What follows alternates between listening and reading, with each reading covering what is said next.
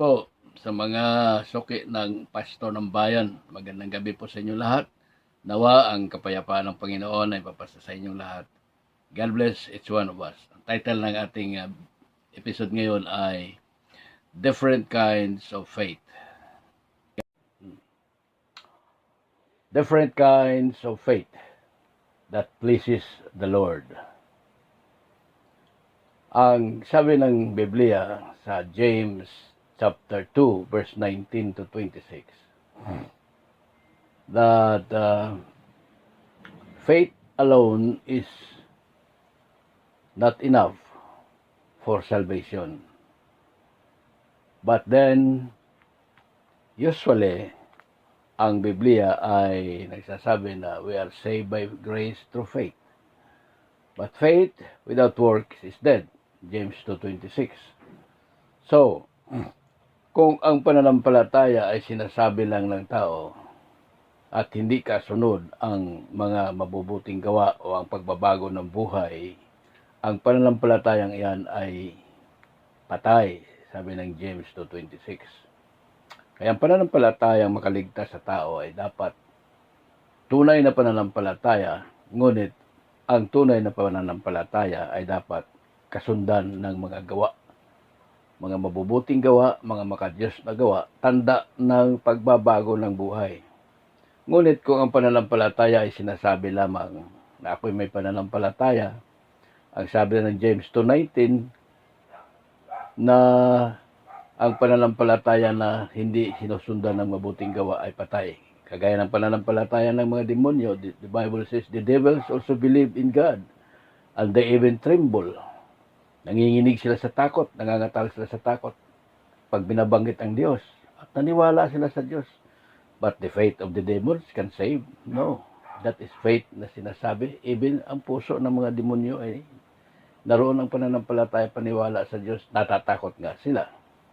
So ngayong gabi, ating pag-usapan ang maraming mga pananampalataya na nakakagulat. Hindi lang sa tao, kundi kahit ang Panginoong Hesus nagugulat siya. Mayroong isang instance sa Bible na ang isang centurion ay lumapit sa Panginoon at sabi niya, Lord Jesus, kung maaari pumunta ka sa bahay at ang aking utusan ay may sakit at siya ay malala at halos mamatay na. Sabi ng Panginoon, sige, puntahan kita sa bahay, saan ba ang bahay mo, sasama ako para pagalingin natin ang iyong may sakit. Ngunit, ang sabi ng centurion, Panginoon, hindi na kita abalahin. Huwag ka nang pumunta sa bahay. Sabihin mo na lamang ngayon ang salita. At ako'y naniniwala na gagaling ang aking utusan sa bahay. Pagkarinig ito ni Jesus, nagulat siya. Sabi niya, di yata't nanampalataya ka na kahit nandito lang ako ay gagaling ang iyong may sakit? Opo, Panginoon. Karakay sinabi ng Panginoon, nakakagulat ang iyong pananampalataya. Wala pa akong nakitang pananampalatayang kagaya nito sa buong Israel. Kaya noon din, nang umuwi ang centurion, natagpuan niya, nasumpungan niya na magaling na ang kanyang may sakit. At sabi niya, tunay na ang Panginoon Hesus ay manggagamot talaga. At ang oras na yon, yung oras na pagsabi ng Panginoon na napakadakila ang iyong pananampalataya. Great is your faith, sabi niya. At yung oras na yon ay gumaling ang kanyang may sakit. Ito isang pananampalataya na nakakagulat nga talaga sapagkat ito na yung doktor, nagpupunta sa bahay mo para pagalingin. Pero sabi niya, Dr. Jesus, diyan ka na lang, huwag ka nang pumunta ng bahay. Hindi na kita abalahin. At ako'y sumasampalataya na gagaling nga ang aking may sakit. Gumaling nga. Ito'y bunga ng pananampalataya. Sa pagkakataon din naman na ang isang babaeng taga-Kanaan ay lumapit sa Panginoon at sabi niya, Panginoon, sa maraming taon na akong inaagasan ng dugo at marami ng doktor ang tumingin sa aking sakit. At hindi ako napapagaling. Ngunit Panginoon, ngayon ay iyo akong pagagalingin. hawakan ko lang ang sidsid ng iyong damit at naniwala ako na gagaling ako. Sabi ng Panginoon, "Oh woman, great is your faith. At sa paghawak mo lang ng sidsid ng aking damit, ay gagaling ka." Napakalaking pananampalataya yan, babae. Noon din mismo, tumigil ang pag-agas ng dugo sa babae at gumaling siya. How great is the faith of that woman. So, maraming mga pananampalataya sa Biblia nating makikita. Mayroong mga pananampalataya na hindi tunay, kagaya ng sa demonyo. Mayroon namang pananampalataya na tunay at mayroon ding mga pananampalataya na napakalaki na ikinagugulat kahit pa ang Panginoon. Kaya sabi ni Lord doon sa centurion, "I have never seen faith like this in the entire Israel." Oo nga naman. Kaya ang pananampalataya ay nakapagpagalaw ng kapangyarihan ng kamay ng Panginoon. Sabi pa ng iba, ang pananampalataya ay makapagpabago ng mga bagay-bagay sa ating buhay. So that ang pananampalataya ay siyang dapat na i-develop ng isang believer. Kahit na ikaw sumampalataya na sa Panginoon, kung kulang pa rin sa pananampalataya ay nagkakaroon pa rin ikaw ng pagdududa sa pananampalataya. Kung saan nga sa isang pagkakataon na ang mga alagad ng Panginoon ay nakasakay sa isang bangka patawid sa Lake of Galilee at doon sa gitna ay inabot sila ng malakas na alon at malakas na hangin. Malaking alon at halos pumapasok ng tubig sa kanilang bangka at naintakutan na sila na baka lumubog ang bangka sapagkat pumapasok ang tubig. At naalala nilang Panginoon na saan ba ang Panginoon, di ba kasama natin? At nakita nila na sumpungan nila na nandoon ang Panginoon pala sa dulo ng bangka at natutulog. Sabi nila, "Di ata't Panginoon, nasa panganib tayo, natutulog kayo." Ginising nila ang Panginoon at nang makita ng Panginoon na napakalaki ng alon at malakas ang hangin at tiyak na sila ay lulubog. Tumayo ang Panginoon at sumigaw siya, "Peace be still." Tumigil ang hangin, tumigil ang alon. Nagulat ang mga apostoles, nagulat ang mga alagad. What kind of man is this, that even the waves of the sea and the strong winds obey him? Sabi ni Jesus, matagal na tayong magkasama. Hanggang ngayon, wala pa kayong pananampalataya sa akin. Hanggang ngayon, wala pa kayong believe sa akin. Where is your faith? Yun ang mga pananampalatayang bago pa sila sa Panginoon noon. Sa kanilang pagtingin, ay nanibago pa sila. Ngunit ang sabi ng Panginoon, matagal na tayong nakasama. Hindi pa lumago ang inyong pananampalataya. Wala pa kayong pananalig sa akin. So, balit minsan ang pananampalataya kung ito ay mapuno lagi ng salita ng Diyos. Lumalago, lumalakas ang pananampalataya. Ano pat ang pananampalataya ay basihan ng Biblia sa kaligtasan. Huwag lang sabihin na ako'y may nananampalataya, ako'y nananalig, ako'y naniniwala sa Diyos. Hindi pa rin sapat yan, sapagkat ang pananampalataya hindi lamang sinasabi. Kahit gaano kalaki ang iyong pagsigaw na ako'y nananampalataya sa Panginoon, hindi yan ang batayan. Ang batayan ng pananampalataya sa James, ang gawa na mabuti na kasunod ng pananampalataya. Yun ang makaligtas sapagkat ang pananampalataya, faith alone cannot save because faith alone is not complete. What completes faith is the work of righteousness. So, ang pananampalataya pala ay dapat samahan ng gawa because faith without works is dead. So, mga kaibigan, mga kapatid, ang ating pananampalataya, ito hindi sapat upang makarating tayo sa kaharian ng Diyos. Ngunit may mga talata sa Biblia na nagsasabing, by faith, Abraham was made righteous before God. Totoo, faith. Ngunit ang faith ni Abraham ay hindi lang basta't sinabi. Sinubok ang faith ni Abraham.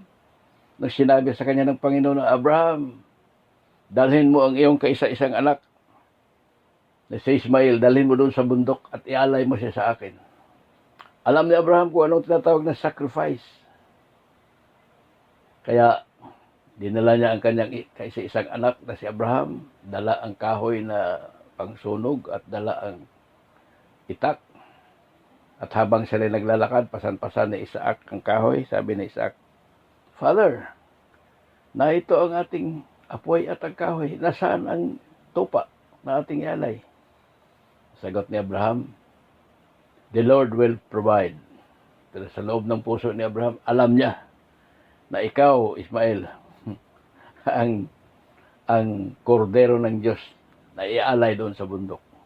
So pagdating doon, ginapos niya si Abraham, ginapos ni Abraham si Isaac, tinali niya at tinahiga doon sa bato, at kanyang saksakin para patayin. Ngunit bago lumapat ang kutsilyo, ang itak sa katawan ni Ismael, ay sumigaw ang anghel, Abraham, huwag mong pakialaman ang iyong anak. Ngayon, alam na ng Diyos na ikaw ay susunod sang-ayon sa iyong sinasabing pananampalataya. Mula ngayon, ikaw na ang ama ng pananampalataya. Ay ang pananampalataya sinusubok. Hindi lang sinasabi. Hindi lang nasa puso sinasabi. Sinusubok iyan sa gawa. Ganon din sa atin, mga kaibigan, mga kapatid. Hindi lang sinasabi, kahit inaawit mo, kinakanta mo pa, sinisigaw mo pa, na nananampalataya ako sa iyo, Panginoon. So, subukin yan sa pamamagitan ng gawa. Mga gawa, katulad ng gawa ng pananampalataya ng senturyon na ikinagulat ng Panginoong Hesus. Pananampalataya ng babae. Sabi niya, woman, great is your faith. Great is the faith. So, ang ating faith maging great kung ito ay susubukin sa gawa. May isang bata na nakikinig sa prayer meeting ng mga matatanda, mga Christians, mga mananampalataya. Nag-prayer meeting sila sapagkat doon sa kanilang lugar, sa pagsasaka ay halos ilang buwan nang walang ulan. Tigang na tigang ng lupa at hindi sila makapag-araro, hindi sila makapagtanim. So nag-prayer meeting sila, at sa kanilang prayer meeting, nag-overnight sila, nag-awitan, nagpupuri, at nagbibigay ng patotoo, at ang kanilang sentro ng pananalangin ay hihingi sila ng ulan. Panginoon, tigang ang aming lupa, hindi kami makapagsaka, hindi kami makapagtanim, kailangan po namin, Panginoon, ang ulan. Please Lord, bigyan mo kami ng ulan. At sila ay Amen, Amen. Sumasampalataya kami, Panginoon. Ang sabi mo, humingi kayo at kayo bibigyan. Sa gabing ito, kami po ay nananalig na bigyan po ninyo kami ng ulan, Panginoon. Maraming salamat sa ulan na inyong ibibigay. Kinabagan, araw ng linggo, nandun sila sa simbahan. Of course, samba, araw ng linggo. Awitan, matotoo, at ang pangangaral ng pastor. Nangaral ng pastor tungkol sa pananampalataya. Sabi ng Panginoon, if you have faith in your heart and you believe and ask anything in my name, Jesus said, I will give it to you. Pagkatapos ng kanilang service, ay nag-fellowship konti at pagsiuwian na sila. At sa kanilang pag-uwian, napapansin nila na mainit pa rin ang panahon. Wala pa rin palatandaan na maitim na ulap upang umulan. Ngunit nagtaka sila sa isang bata. Batang siguro mga 10 taon. At sa pag-uwi nila, may payong ang bata. Bukod sa payong, mayroon pa siyang kaputing dala-dala. Sabi ng mga matatanda, "Oo, Toy, ang init-init ng panahon. Bakit may dala kang ulan, may dala kang kaputi? Hindi pa naman ulan ah. Dala ka pang payong." Sagot ng bata, "Hindi ba kagabi nag-overnight prayer tayo? Humingi tayo sa Panginoon ng ulan para makapag-araro at makapagtanim." "Oo nga. O hindi sabi ng Panginoon, di ba sabi ng Panginoon, humingi kayo at kayo bibigyan?" At ako'y naniwala na talagang bibigyan tayo ng Panginoon dahil magdamag tayong nagpuri, nagpasalamat, nag-awitan at humingi tayo. Mamagitan ng ating pananampalataya, humingi tayo. Ako'y naniniwala na baka umulan ngayon. Ay kung umulan ngayon, di nakahanda ako ng payong at kaputi. Oo nga naman. Sino ngayon ang may malakas na pananampalataya? Ang mga matatanda sa kanilang iglesia, sa kanilang samahan, o ang batang yaon. So great is the faith of the boy. Sapagkat in-expect niya na kinabagahan, uulan talaga. Umulan man hindi. Andoon yung panananalig ng bata. Kaya nakahanda siya ng payong, nakahanda siya ng kaputi. Ganun ang pananampalataya kung minsan. Kung minsan humingi tayo, parang hindi tayo nag-expect na ibigay. Pangako ni Lord, na pag ikaw humingi, according to His will, ay ibibigay niya. Hindi ba kalooban ng Panginoon, bigyan ng ulan, bigyan ng tubig, ang mga magsasaka na mahirap, upang sila naman ay makapag-araro, makapagtanim, at makapag-ani ng kanilang tinanim, meron silang makain? Of course, ibibigay ng Panginoon. Kaya ang bata, nakahanda na kagad. Kinabagahan pagsamba nila, dala-dala silang kaputi, dala silang payong. Dahil ang pananampalataya ng bata na umulan ngayon dahil hiningi natin kay Lord. Ganon ang pananampalataya. Faith is expecting something that is unexpected. Kaya senturyon na yon, sabi niya kay Lord, Lord, huwag ka nang sumama sa bahay. Dito pa lang sa daan, sabihin mo na ang salita. At ang aking may sakit ay gagaling. Sabi ni Jesus, great is your faith. I have never seen a faith like that in the entire Israel. Yan ang dakilang pananampalataya nag-expect. Expect the unexpected. Faith can move mountains, sabi ng Bible. Faith can perform miracles in life. Kaya yung faith, mga kapatid, ay ating i-develop yan. Hindi lamang kay tayo simba uwi, simba uwi, simba uwi, simba uwi. Anong nasagap mo ng mga katotohanan sa salita ng Diyos upang makapag-develop ng iyong faith? Sapat na ba na ikaw sumimba, umuwi, simba, uwi, simba, uwi? Ilang taon ka na sa pagsisimba sa inyong simbahan? 5, 10, 20? Ano ba ang nangyari sa iyong pananampalataya? Umunlad ba? O baka ganon pa rin? Ay ganon pa rin. Nananalig sa Panginoon. Hindi uunlad, hindi lalago ang pananampalataya without the Word of God. Only the Word of God can develop our faith. Kaya, bukod sa pagsisimba sa linggo, mayroon pang prayer meeting Miyerkules at mayroon pang daily devotion sa Word of God. Araw-araw, kaya tinatawag nila, our daily bread. Jesus said, give us our daily bread. Our daily bread, hindi lang pagkain na physical. Our daily bread is the Word of God because the Word of God itself is Jesus. In the beginning was the Word was with God, and the Word was God, and the Word became flesh. That was Jesus. Isa sa mga pangalan ni Jesus ay the Word of God. Kaya pagka the Word of God ang ating pinagsasaluhan araw-araw, lalo tayong mapalapit sa Panginoon, lalong lalakas ang ating pananampalataya, at lalong magugulat ang Panginoon minsan sa ating pananampalataya. Ano pa't kinagugulat ng Panginoon ang pananampalataya ng babaeng Canaanites? Di hata't naniniwala ka na mahawakan mo lang ang sinsid ng aking damit ay gagaling ka?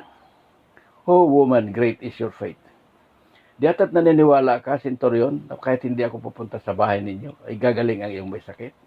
Oh man, great is your faith. I have never seen a faith like this in the entire Israel. Naniniwala ka, Otoy, na dahil nag-prayer meeting kayo kagabi, humingi ng ulan, araw na ito'y uulan? Opo, sabi ng bata, kaya po ako ay nakahanda na, nagdala ko ng payong at kaputi.